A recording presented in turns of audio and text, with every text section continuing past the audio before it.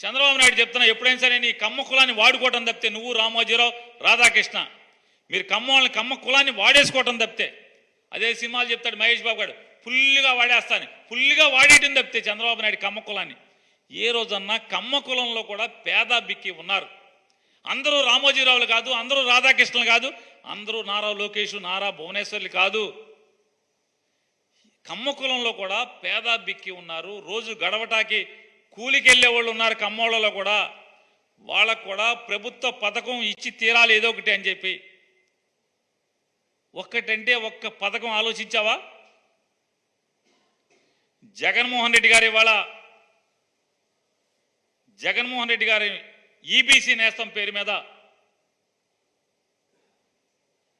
1,37,557 మందికి కమ్మ లబ్ధిదారులకి ఈబీసీ నేస్తాన్ని అందించాడు. ఈబీసీ నేస్తాన్ని దానిలో 89,407 మంది కమ్మ సామాజిక వర్గానికి సంబంధించినటువంటి పేదవాళ్ళు 3 సార్లు ఈబీసీ నేస్తం అందుకున్నారు. 30,604 మంది కమ్మ పేదలు 2 సార్లు ఈబీసీ నేస్తం అందుకున్నారు. 17,546 మంది పేద కమ్మవారు ఒకసారి ఈబీసీ నేస్తం అందుకున్నారు. ఏ రోజైనా కమ్మోళ్ళని వాడుకోవడం తప్పితే, అరే కమ్మోళ్ళలో కూడా పేదోళ్ళు ఉన్నారు, భేదాబిక్కి ఉన్నారు, వాళ్ళకు కూడా ఏమన్నా ఆలోచిద్దామని ఒక్క రోజన్నా అంటే పేదల పట్ల ఏ కులమనే మనుషుల్ని వాడుకోవటం తప్పితే ఎవడి పట్ల నీకు ప్రేమ ఉండదు అనేది చంద్రబాబు నాయుడు గారు ఇది చెప్పటాకే ఈ కులం తార్కాణ. ఈనాడు రామోజీరావు సిగ్గు శరం లేకుండా ఇవాళ రెడ్ల అధికారుల గురించి, దళిత అధికారుల గురించి, వాళ్ళు కష్టపడి చదువుకోవటం ఏంటి, పేద కడుపుల్లో పుడటం ఏంటి, వాళ్ళు సామాన్య కుటుంబాల్లో పుట్టారు. అసలు మామూలుగా మరి చంద్రబాబు నాయుడు ముఖ్యమంత్రిగా ఉండగా చీఫ్ సెక్రటరీను డీజీపీని మార్చారుగా, చీఫ్ సెక్రటరీని మార్చారు కదా, అధికారులను మార్చారు కదా. మరి ఇప్పుడు ఏమైంది? ఈనాడు రామోజీరావు చేయి పడిపోయిందా అన్న రాత రాలేదా? నిర్లజ్జగా వాళ్ళు రాస్తారా మీరు? ఇంత పచ్చిగా దగాగా. ఇవాళ ఒకటే చెప్తున్నాం, ఈ రాష్ట్రంలో ఉన్నటువంటి అగ్రవర్ణ పేదలు కానీ, బీసీ ఎస్సీ ఎస్టీ మైనార్టీ వర్గాలు కానీ, ఏ పేద కుటుంబం కూడా ఇంత కిరాతకంగా ఉన్నటువంటి చంద్రబాబు నాయుడిని, ఈ కూటమిని క్షమిస్తారా అని అడుగుతున్నాను. మీ కథ అయిపోయింది. ఇక జగన్మోహన్ రెడ్డి గారిది అప్ ట్రెండే. ఇక 175కి ఎన్ని సీట్ల దగ్గరికి వెళ్తామనే పని మీదే ఉన్నాడు. మీరు పతనం అయ్యే స్థితిలో ఉన్నారు. 23 కన్నా కిందకి వెళ్ళే స్థితే మీరు కనపడుతుంది. వెళ్ళే కొందికి మీ గంగ వెర్లు. ఇవాళ జగన్మోహన్ రెడ్డి గారిని తట్టుకోవాలంటే నేను తట్టుకోలేకపోతున్నానని ఈనాడుని, ఆంధ్రజ్యోతిని, టీవీ5ని తెచ్చుకున్నావు. 3.5 సంవత్సరాలు 4 ఏళ్ళు ఈనాడు, జ్యోతి, టీవీ5, మహాన్యూస్ ఇట్లాంటి అన్ని ఛానల్స్ను పెట్టుకుని జగన్మోహన్ రెడ్డి గారి మీద దాడి చేశావు, యుద్ధం చేశావు. అంగుళం కూడా కదపలేకపోయావు. ఈ రాష్ట్రంలో ఉన్నటువంటి 20% పైబడి ఉన్నటువంటి ఒక పెద్ద కులం కాపు కులాన్ని ఎట్టా కొట్టాలని మోసం చేశాం 5 ఏళ్ల క్రితం. మళ్ళీ వాళ్ళని తెచ్చుకోవాలంటే నేను అడిగితే రారు. ఎందుకంటే నేను వాళ్ళని మోసం చేశాను, దగా చేశాను కాబట్టి. కాపుల్ని ఎట్టా తెచ్చుకోవాలి? ఈనాడు, జ్యోతి, టీవీ5, మహాన్యూస్ వల్ల అవ్వట్లేదు. కాపులు తెచ్చుకుంటే ఏమన్నా పని జరుగుద్దా? జగన్మోహన్ రెడ్డికి వ్యతిరేకంగా ఎట్టా తెచ్చుకోవాలి? పవన్ కళ్యాణ్ కలుపుకుంటే కాపులు, పవన్ కళ్యాణ్ తెచ్చుకున్నావు. చంద్రబాబు నాయుడు, ఈనాడు, ఆంధ్రజ్యోతి, టీవీ5, మహాన్యూస్, పవన్ కళ్యాణ్ పని జరగలా. బీజేపీని తెచ్చుకుంటే ఎవరి ద్వారా జగన్ నొక్కచ్చో నేను చెప్పక్కర్లా, మీ అందరికీ తెలుసు. భారతీయ జనతా పార్టీ ఏం ఓట్లు ఉన్నాయని మీరు చెప్పండి. ఆంధ్రప్రదేశ్ రాష్ట్రంలో భారతీయ జనతా పార్టీకి అసలు దిక్కు దిమానం ఉందా? 175 నియోజకవర్గాల్లో అసలు ఉంచుంటాకి మనిషి ఉంటాడా? భారతీయ జనతా పార్టీతో పడిగాపులు పడి పవన్ కళ్యాణ్ నోటితో పవన్ కళ్యాణ్ చెప్పాడు, నేను ఢిల్లీ అనేక సార్లు తిరిగి తిట్లు, చివాట్లు, అవమానాలు పొంది తెలుగుదేశం పార్టీని అమిత్ షా గారితో అవసరమైతే 4 తన్నులు తిని నేను తీసుకెళ్లి వీళ్ళని కూటమి కలిపానని సాక్షాత్తు పవన్ కళ్యాణ్ చెప్పాడు, నేను చెప్పట్లా. చంద్రబాబు నాయుడు గారు 3 రోజులు చొప్పున 3 దఫాలుగా వెళ్ళి పడిగాపులు పడి పొత్తు తెచ్చుకున్నారు. భారతీయ జనతా పార్టీకి ఇక్కడ 1% కూడా ఓట్లు లేదని అందరికీ తెలుసు. ఎందుకు తెచ్చుకున్నాడు? భారతీయ జనతా పార్టీని తెచ్చుకుంటే జగన్మోహన్ రెడ్డి గారిని ఎలా నొక్కచ్చో నేను చెప్పడం విలేకరులందరికీ తెలుసు, ప్రజలకి తెలుసు. ఆ నొక్కుళ్ళ కార్యక్రమం ఇవాళ వాలంటీర్లను దూరంగా పెట్టాలి, పథకాలన్నీ కూడా ఇబ్బంది పెట్టాలి. ఈ వాలంటీర్ల వ్యవస్థ అంటే పాపం నిజంగా ఎంత గొప్ప సేవకులు ఈ వాలంటీర్లు అనేవాళ్ళు, ఎంత గొప్ప సేవకులు అంటే నిజంగా ఆశ్చర్యపోవాలి మనం. అరే దేవుడు వీళ్ళకి ఎంత మంచి మనసు ఇచ్చాడు వీళ్ళకి చిన్న వయసులో. అంటే ఎందుకు అంటున్నానో కూడా మీకు చెప్తాను. ఇప్పుడు 50,000, 35,000, 50,000, 70,000, 1,00,000, 1,50,000, 2 లక్షల రూపాయలు జీతం తీసుకునేటువంటి పర్మనెంట్ ప్రభుత్వ ఉద్యోగులు కూడా మనం కక్కుర్తి పడుతున్నటువంటి సందర్భాలు చూస్తున్నాం. అవినీతి చేస్తున్నటువంటి తార్కాణాలు కోకలలో చూస్తున్నాం. హక్కుగా వారికి పొందాల్సినటువంటి ప్రభుత్వ సేవల్ని లంచం తీసుకుని అందిస్తున్నటువంటి అధికారులను కూడా మనం చూస్తున్నాం. కానీ 5,000 రూపాయల హానరోరియంతో పేద కుటుంబాల నుంచి వచ్చినటువంటి ఈ వాలంటీర్ల పిల్లలు 58 మాసాల పాటు వాళ్ళ చేతులతో 2,70,000 కోట్ల రూపాయలని ప్రజలకు అందించి, లేదా పరోక్షంగా మరొక 3 లక్షల కోట్ల రూపాయల పథకాలను అందించి నయా పైసా అవినీతి పాపం మురికి అంటకుండా పనిచేశారంటే శాల్యూట్ వాలంటీర్లు అందరూ కూడా పాదాభివందనాలు. ఇంతకన్నా ఏం కావాలి మనిషికి? ఒక మనిషి జన్మెత్తాక మనం ఇంత మంచి చేసిన వాడిని, ఇంత గొప్పగా నీతిగా బతికిన వాలంటీర్ని పాదాభివందనం చేయాల్సినటువంటి పరిస్థితి ఎవరికైనా ఉంటే, ఏ రాజకీయ పార్టీకైనా ఉంటే,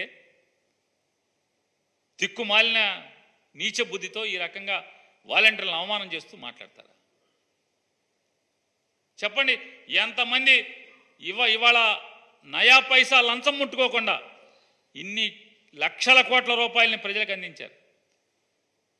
ప్రతి నెల ప్రతి వాలంటీర్ చేతితో క్యాష్, నగదు 3,000 రూపాయలు చొప్పున 300 మందికి, లేకపోతే 100 మందికి, 50 మందికి, 70 మందికి నెల 58 మాసాలు అందించారు.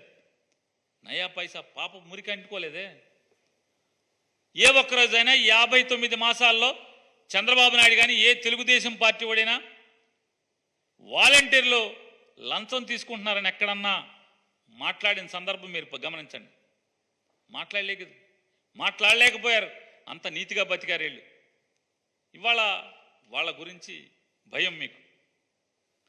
మరి ఎవరు వాలంటీర్? ఎవరు? అంబికా దర్బార్ బత్తాడు. భగవంతుడికి భక్తుడికి అనుసంధానమైంది అంబికా దర్బార్ బత్తి. అడ్వర్టైజ్మెంట్ రోజు వింటాం కదా. ఈ అంబికా దర్బార్ బత్తిని చూసి మీకెందుకు భయం? ఈ రాష్ట్రంలో ఉన్నటువంటి అగ్రవర్ణ పేదలకి, బీసీ, ఎస్సీ, ఎస్టీ, మైనార్టీలకి జగన్ ప్రభుత్వానికి మధ్య అనుసంధానంగా ఉన్నటువంటి వాళ్ళు ప్రభుత్వ ఉద్యోగులు ఎట్లా ఉన్నారో వీళ్ళు కూడా అంతే ఉన్నారు. హాన్రోని తీసుకుని నిష్పక్షపాతంగా, నిజాయితీగా, దమ్ముగా, ఆత్మవిశ్వాసంతో పనిచేసినటువంటి నికార్సైన మనుషులు వీళ్ళు. వాళ్ళని చూసి ఈ రకంగా మాట్లాడుతూ ఇవాళ ఈనాడు రామోజీరావు గారు, రాధాకృష్ణ గారు, చంద్రబాబు నాయుడు గారు, ఈ తెలుగుదేశం వాళ్ళు మాట్లాడతారు. ఒక రెడ్డి ఐపీఎస్ ఆఫీసర్ ఉంటే, ఒక దళిత ఐఏఎస్ ఆఫీసర్ ఉంటే ఈ దళితుల పట్ల, రెడ్ల పట్ల మీకు ఎంత కక్ష? ఏం తప్పు చేశారు వీళ్ళందరూ కూడా? మీరు ఫిర్యాదు చేశారు, ఏం తప్పు చేశారు? ఇవాళ మీరు ట్రాన్స్ఫర్ చేయించినటువంటి భారతీయ జనతా పార్టీ ద్వారా మీరు ట్రాన్స్ఫర్ చేయించినటువంటి అధికారులు ఏం తప్పు చేశారు? చెప్పండి, ఏం తప్పు చేశారు? అంటే వాళ్ళు పుట్టినటువంటి కులమేనా?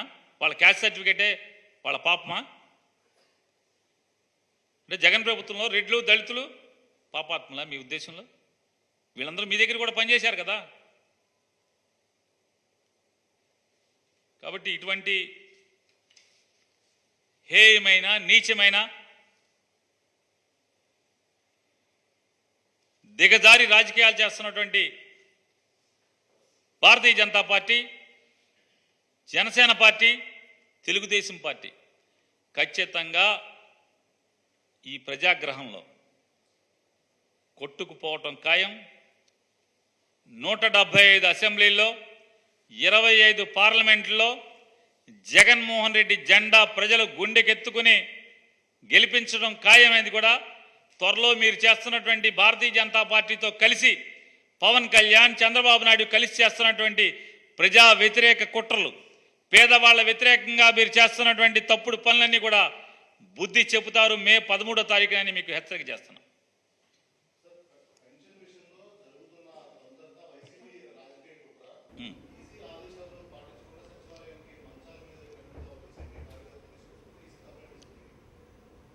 ఏమండి, ఇక్కడ కాకపోతే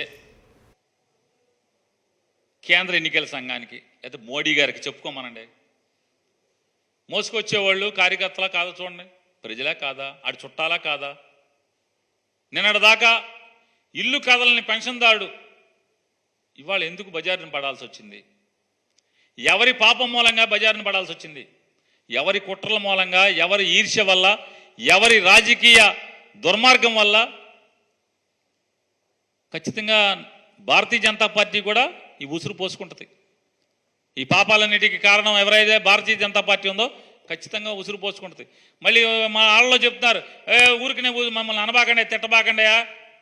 మాలో 2 భారతీయ జనతా పార్టీలు ఉన్నాయి, ఒకటి తెలుగుదేశం భారతీయ జనతా పార్టీ, ఒకటి ఆర్ఎస్ఎస్ జనతా పార్టీ. ఆర్ఎస్ఎస్ భారతీయ జనతా పార్టీ అసలు ఇవాళ ఏం సంబంధం లేదు ఎన్నికలకి. కేవలం తెలుగుదేశం భారతీయ జనతా పార్టీకి మాత్రమే ఎన్నికలు పొత్తేసుకుని నడుస్తున్నాయి, మాకేం సంబంధం లేదు. మేము అంతరాత్మ ప్రబోధం ప్రకారం ఆర్ఎస్ఎస్ భారతీయ జనతా పార్టీ మేము ఓటేస్తామని వాళ్ళు చెప్తున్నారు.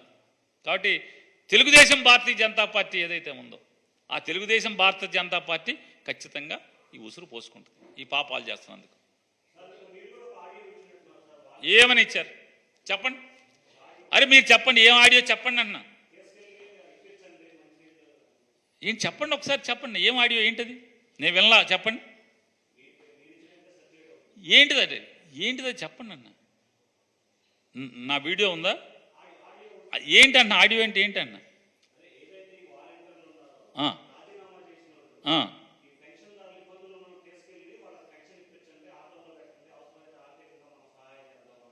ఎవరికి ఆర్థికంగా సాయం చేద్దాం?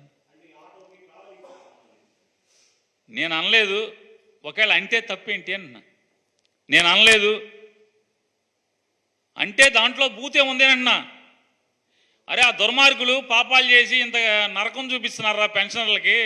వాళ్ళు సచివాలయం కాడికి నడిచి వెళ్ళేవాడు ఉంటాడు, దూరం ఉంటే ఎవడ మాట్లాడాడు, నాకులాగా మాట్లాడాడో మాట్లాడినాడు మాట చెప్తున్నా. దూరం ఉంటే ఏమైనా ఆటోలు పెట్టి తీసుకెళ్ళండి, ఆటోలు పెట్టండి అని మాట్లాడాడు. తప్పేంటి దాంట్లో అన్నా?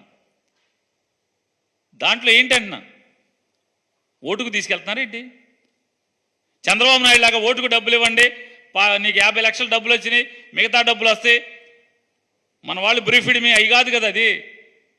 నేను ఇప్పుడు సిగ్గుపడాలి? ఒకవేళ అది నీది అంటే నేను గబాలకు సిగ్గుపడాల్సినప్పుడు మన వాళ్ళు briefed me, I will take care, నువ్వు మంచి నిర్ణయం తీసుకో, ఈ అడ్వాన్స్ తీసుకో, బ్యాలెన్స్ ఐ విల్ పే అంటే నేను సిగ్గుపడాలి.